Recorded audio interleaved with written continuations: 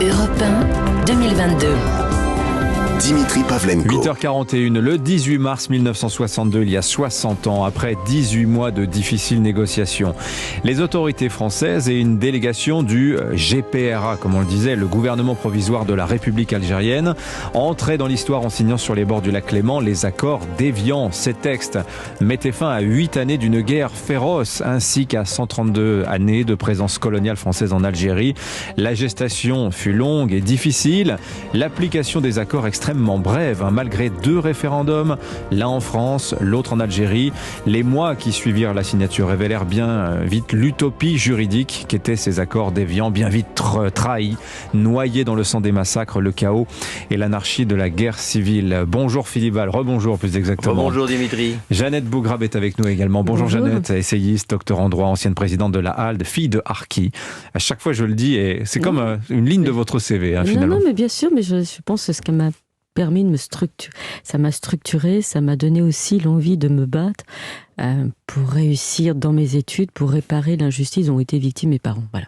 Et Daniel Lecomte est avec nous aussi. Bonjour. Bonjour. Grand reporter, réalisateur. Approchez-vous un peu du micro, Daniel, s'il vous plaît. Merci. Producteur, auteur de Camus, si tu savais. C'est paru aux éditions du Seuil en 2007, dans un contexte particulier. C'était peu de temps après les émeutes en France. Et vous y avez entendu à l'époque des échos assez lointains de ces plaies mal refermées de la guerre d'Algérie.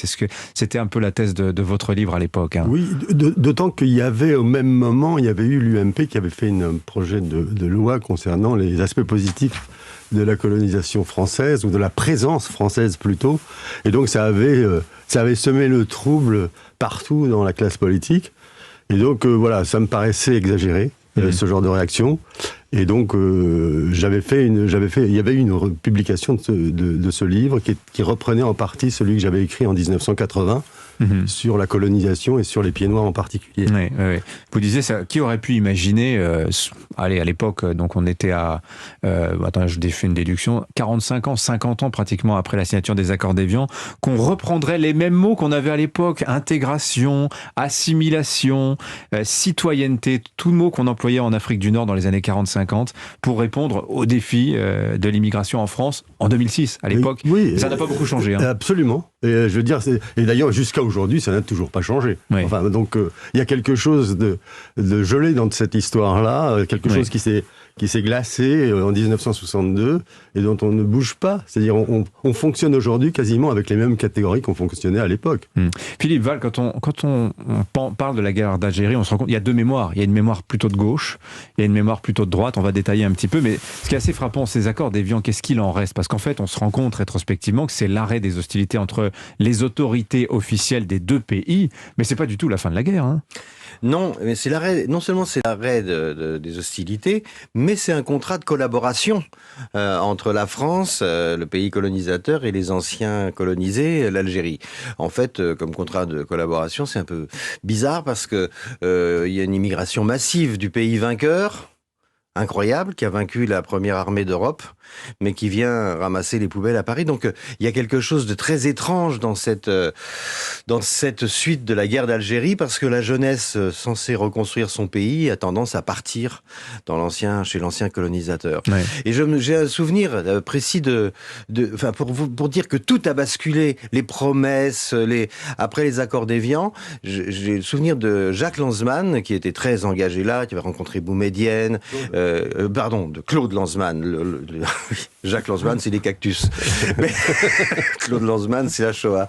Faut pas confondre. Et donc, Claude Lanzmann m'a raconté que quelques jours avant la signature des accords d'Évian, il voit longuement Ben Bella, qui lui dit « ça va être formidable, la coopération, et on va créer des liens avec Israël, on va prendre modèle sur les kibboutz, on va s'associer à l'État d'Israël. » Et 3 semaines après la signature des accords d'Évian, l'Algérie s'aligne sur l'Égypte de Nasser et devient l'ennemi d'Israël. Donc tout a basculé très vite. Jeannette Bougrabe. Non, je voulais réagir parce que j'entends Claude Lanzmann et c'est terrible parce que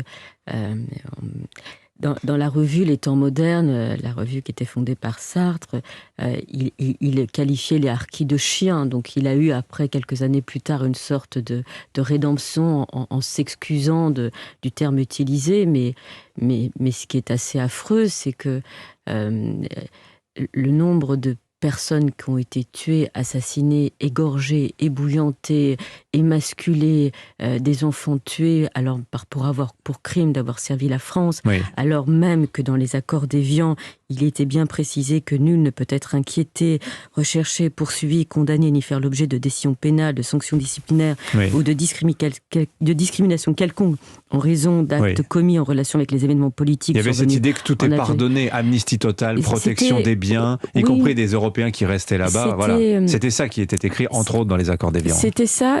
Et ce qui est assez terrible, c'est que la France officielle a refusé d'apporter protection aux harkis, mais également aux Européens qui sont restés au lendemain des accords d'Évian. Et les milliers de personnes qui ont été tuées, kidnappées, notamment à Oran, l'armée française n'interviendra pas pour les défendre. Oui, mais alors, il y a aussi dans la mémoire de ces accords d'Évian, 8 jours plus tard, le massacre de la rue d'Isly, où c'est l'armée française qui tire sur des pieds noirs, qui sont furieux de la signature de ces accords, qui ont beaucoup de mal à y croire, qu'en fait c'est fini. Et ce massacre de l'armée française, donc, ça va être le point de départ de l'exode, et on sent déjà que ça va dérailler, et ça va totalement dérailler, Daniel Lecomte. Mais d'ailleurs, ce massacre, jusqu'à des temps très récents, on n'en a pas parlé. Dans toutes les commémorations, dans toute la question mémorielle, c'est jamais apparu. C'est Emmanuel Macron qui, dans sa tentative d'équilibrage des mémoires, en a parlé, condamnant. Et je voudrais rajouter à ce que dit... Massacre inexcusable, non pardonnable, ah dit-il. Ah oui, vraiment, oui. Je voudrais me joindre à Jeannette. Il se trouve qu'il y a quelques semaines, un harki m'a appelé pour me parler d'un épisode qui se passe dans l'Aveyron, sur le camp du Larzac, et qui montre que rien n'a changé dans les mémoires. Figurez-vous que dans le rapport Stora, il y a la proposition de créer un mémorial des combattants du FLN à l'entrée du camp du Larzac, dans ce même camp où il y a aujourd'hui la Légion étrangère, avec des étrangers de partout qui sont venus pour se battre sous le drapeau français. Et contre le FLN, hein. Pardon ? Pour se battre contre le FLN. Enfin, non, qui se battent aujourd'hui contre tout le monde, enfin, contre ceux qui menacent la France, voilà. Donc, et qui se battent sous le drapeau français. Et ces harkis ont été horrifiés. Cette idée de faire un mémorial, que le FLN, que l'Algérie fasse un mémorial pour ses combattants, c'est normal. C'est inacceptable. Mais une chose pareille, c'est inacceptable. C'est-à-dire que la France, qu'on fasse une proposition de ce type sans se rendre compte à quel point on offense ces gens-là, ces gens qui ont été massacrés au nom du FLN. Donc c'est complètement... Enfin, c'est aujourd'hui, ça se passe aujourd'hui, en 2022. En France. C'est une histoire interminable. C'est une histoire interminable. Oui, on a bien des égards, on a l'impression que la guerre n'est toujours pas finie et que tout le monde rejette la faute sur l'autre. La faute à qui ? De Gaulle, le FLN, les pieds noirs, selon à qui vous vous adressez, vous n'aurez pas la même réponse. Moi, ce que je pense fondamentalement, c'est que cette question mémorielle est une question piège. Depuis 60 ans, les choses n'ont pas bougé. C'est comme si on était toujours en guerre et on continuait la guerre par d'autres moyens. Et d'ailleurs, c'est assez intéressant de savoir qu'en Algérie aujourd'hui, cette question mémorielle n'est pas débattue. Aujourd'hui, par exemple, enfin, elle est débattue, elle nous est lancée à travers la figure. Mais elle n'est pas, les accords d'Évian ne sont pas commémorés. Et quand j'ai essayé de savoir pourquoi, mes interlocuteurs m'ont dit deux choses. Ils m'ont dit, ils ne sont pas commémorés, ces accords d'Évian, parce qu'ils ont été signés par des gens qui ont été éjectés du pouvoir après. En particulier par Karim Belkacem. Les gens du gouvernement provisoire. Voilà, et qui a même été assassiné par la junte militaire à l'époque. Oui. Donc, ces accords d'Évian... Et à qui on reproche, en fait, d'avoir fait trop de concessions à la France, que ce soit sur le Sahara...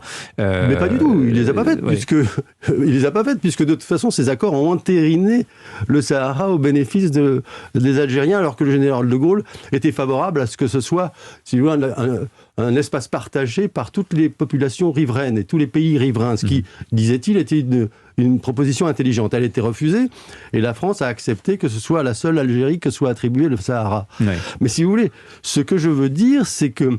Et ça, c'était la première raison. Et la deuxième raison, m'a-t-on dit, c'est que d'une certaine manière, si tu veux, la paix, c'est pas une bonne nouvelle pour ce régime. À l'époque. C'est pas une bonne nouvelle parce que eux, ça les intéresse pas. Ils ont besoin de la guerre pour légitimer leur pouvoir sur le peuple algérien. C'est un élément mémoriel pour eux, déterminant. Et comme il se trouve que Comme il se trouve... Tania, on va faire circuler la parole. Jeannette Bougrain, vous vouliez réagir. Moi, je suis très... C'est toute la politique en même temps d'Emmanuel Macron.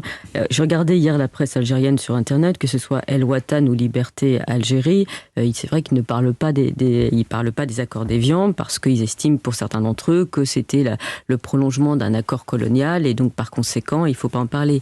Et c'est vrai que eux, c'est le 5 juillet qui est la fête nationale et l'indépendance. D'ailleurs, la preuve en est que l'Algérie et la France ou l'Algérie ne se parlent pas.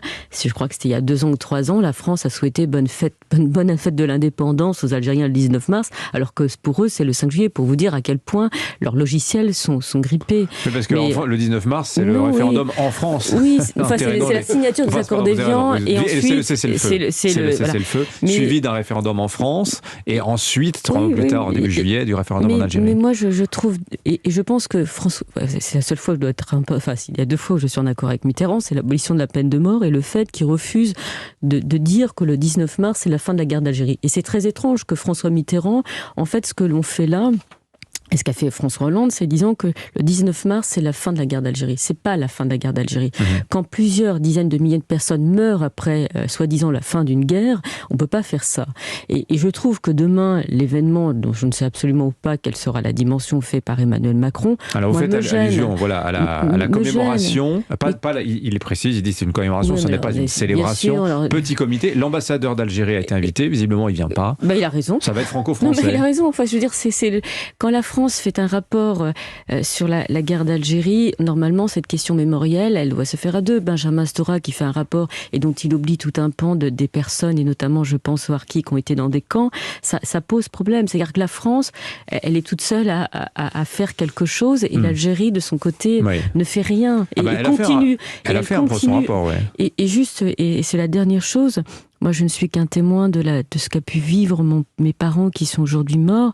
Moi, ce que je trouve terrible et qui ne sera jamais réparable, c'est que mes parents, et ma mère en particulier, auraient voulu retourner en Algérie. Et ils n'avaient pas le droit de retourner dans leur pays. Et c'est vrai que cette distorsion qui fait qu'on honore ceux qui ont combattu contre la France, et que de l'autre côté, ce sont des gens qu'on a parqués dans des camps, dans des anciens camps de concentration comme le camp de Rivesaltes, ceux là où on mettait les réfugiés espagnols, fait qu'il y a cette plaie-là qui aura du mal toujours à se refermer. Voilà. Ouais, Philippe Val, c'est terrible, c'est plus facile. Oui, cette histoire mémorielle c'est indémêlable parce que d'un côté, il y a le pouvoir algérien qui se conserve à lui-même en développant une haine de la France, une haine de l'ancien colonisé. Sinon, ça tiendrait pas le pays. La rente mémorielle. Du gouvernement algérien. Bon, il y a la rente pétrolière. Normalement, le pays devrait être riche. Il est pauvre parce que ils sont corrompus. Et ensuite, il y a cette rente mémorielle.